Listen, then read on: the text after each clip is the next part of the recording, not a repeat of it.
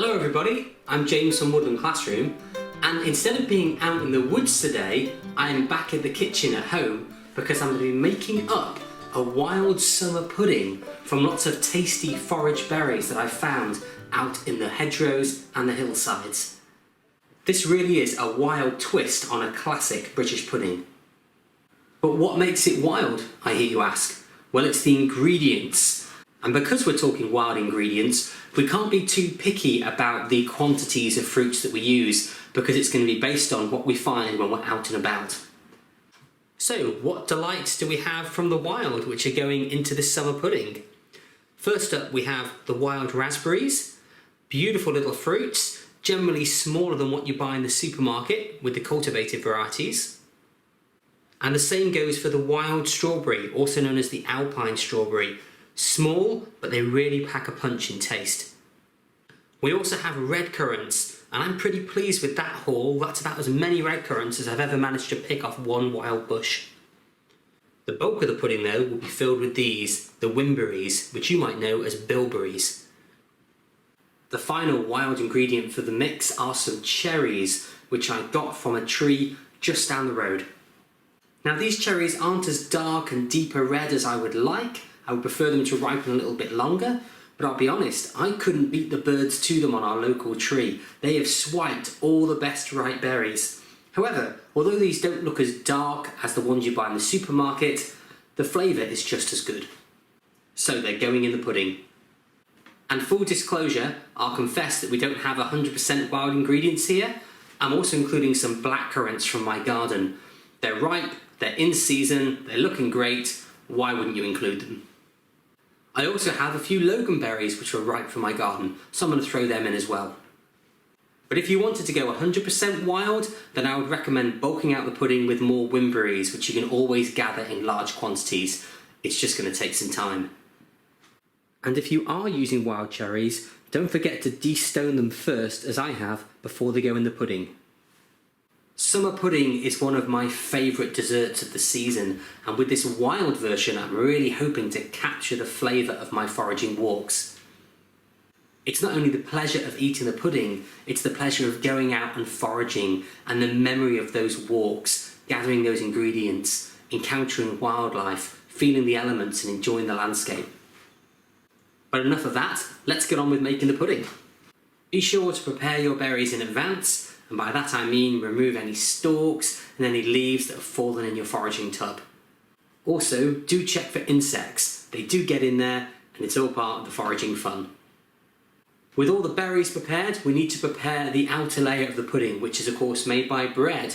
Use nice soft white bread, and you need to remove the crusts. And when you do, stack the bread like this and then cut the crusts off so you can do it all in one motion. It's nice and neat that way and it strengthens the slices when you cut. Next, we need to make sure that our pieces of bread are going to make a good even layer inside our pudding bowl. So first, pop the bowl on the bread like this, push it down slightly, squash it a bit, and you have a perfect circle now to cut out, which is the shape of the bottom of the bowl. Mine might be a bit of a hexagon, but that's okay. Well, there's our bottom piece, but be sure to keep any triangle offcuts of bread because they might be useful for plugging gaps later. Here's a trick I've stolen from Jamie Oliver. If it's good enough for him, it's certainly good enough for me, and that's to use some jam on one side of the bread. I've decided to go with damson jam so we can keep with the hedgerow theme. The next thing we're going to do is prepare the bowl. And what we're going to do is brush it with a little bit of olive oil, just a little splash, and that's going to provide a layer between the glass and the cling film. We're going to line the bowl with cling film, one piece going one way and one piece going the other way at 90 degrees to each other, crisscrossing themselves. And when you put the cling film in, make sure that it's covering the bowl completely and that you push the cling film right down into the bottoms of the bowl. You also want to leave plenty of cling film spilling over the edges of the bowl because we're going to fold those back up later. Start with that circular bottom piece of the bread and then lay in the slices of bread slightly overlapping each other around the edge. It's important that they overlap because we want to make sure there's no gaps. And if you do have any of those little gaps showing, you can plug those gaps with the little triangles of bread we kept over from earlier. Now if you're using jam, you're going to get sticky fingers, but that's no bad thing. The slices of bread should stick up slightly proud from the edge of the bowl, and we're going to cut those off later. Don't forget to cut out the pieces of bread for the top of the pudding, which are going to act as a lid once it's filled with fruit. Next up, we're going to prepare the berries to go into the pud, and we're going to create a little syrup to go with it. Now most recipes you see will tell you to use sugar in your syrup with this pudding, but because this is a wild recipe, we're going to use local raw honey instead. So there's also a little bit of a taste of a wildflower meadow in here as well. We're going to start by putting a little bit of water and a few good dollops of honey in the pan, and we're going to heat that up so the honey dissolves. Once that's dissolved, we're going to put in the blackcurrants, the redcurrants and the winberries, and we're going to cook them for about 30 seconds, just so they just start to burst, but no longer. What we're looking for is for the berries just to release a bit of their juice into the syrup. But we want to retain their structure because we want that bite in the pudding. Next, place all the rest of your berries and fruit inside the mix. That's been on for about 3 minutes. I'm happy with it. Let's take it off the heat and let it cool. Once the fruit mixture is cool enough, we're going to spoon it into the pudding. Use a slotted spoon because that means some of the syrup will drain out, because we don't want too much of the liquid going inside the pudding so it ends up too sloppy, and we also want to retain a bit of that syrup for the sauce later. There's one more secret hedgerow ingredient I'm going to add into this wild summer pudding, and that's some Elderberry Elixir that was made by my wife Lee last autumn.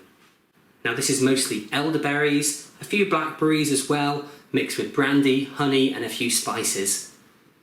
It makes a beautiful mulled spice drink, and I love a glass of this at Christmas. But we're going to put a few spoonfuls of this in between the layers of fruit as we fill the bowl up. And that's going to give the pudding a hint of autumn flavour. Now you don't need to include something like this at all. You could instead use something like elderflower cordial, which you can buy in the shops, or perhaps you've made it earlier this summer yourself. And if you're interested to find out how to make this elderberry elixir, we're going to make a video here on our YouTube channel in the autumn all about it.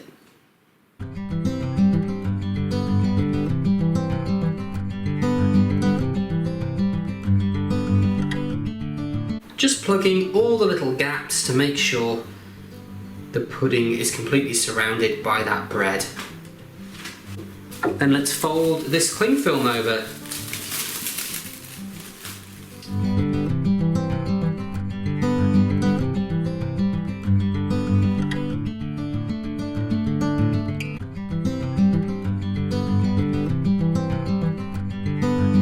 Take this plate, pop that down there, give it a push, squash it down.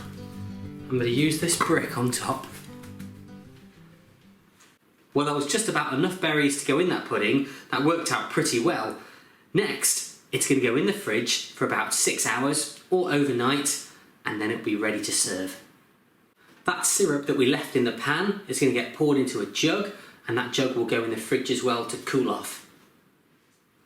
The pudding has been left to chill overnight in the fridge, and now we're going to turn it out. Once you've removed the weights, you need to unwrap the cling film from the top of the pudding. Then place a plate on top of the bowl and carefully invert the whole thing. And with the layer of olive oil we have between the bowl and the cling film, the whole pudding should slide out easily and the cling film should peel away. Now my pudding hasn't completely turned purple overnight. That's a bit of a shame. It might be because I removed too much liquid from the mix and kept too much back. Whatever the reason though, it doesn't matter. There is a trick which you can use to get it the right colour. Take a brush and some of the leftover syrup and simply paint it across any white patches on the outside of the pudding. That way your dinner party guests need never know. And before I serve the pudding, I'm going to add a little bit of panache. And let's get some of that delicious dark fruity syrup that was left over from cooking the berries. We're going to pour that across the top of the pudding. A few of the mixed berries sprinkled on top that we left aside from earlier. And lastly, a honeysuckle flower, which has a beautiful sweet nectar which you can gather at this time of year on a bright sunny day. I'm going to serve my pudding with a little bit of cream. I can't wait to taste it, it's going to be lush. Well, I hope you've enjoyed watching how to make a wild summer pudding, and I really hope you're going to try it for yourself. It's a great twist on the British classic. Now, I made this pudding in mid-July. If you're making it a bit later in the summer, some of the wild berries might not be in season anymore. So I'm thinking the wild strawberries, the raspberries and the cherries. But what will come into season towards the end of summer are the blackberries. So you can use the blackberries to replace those other berries. But also the winberries have a long season, all the way from July right through to September. So there's always that can bulk out a wild version of this pudding for you. Thank you very much for watching the video. I hope you enjoyed it and it inspired you. If you would like more of this kind of stuff, have a look at our channel here on YouTube, Woodland Classroom. And also, if you want access to lots of exclusive content, join our tribe over on Patreon. It's patreon.com/woodlandclassroom. And there you can get all kinds of exclusive videos, wild food, foraging, bushcraft, nature connection. It's all there, so do check it out. Right, I'm off to enjoy my pudding. Happy foraging.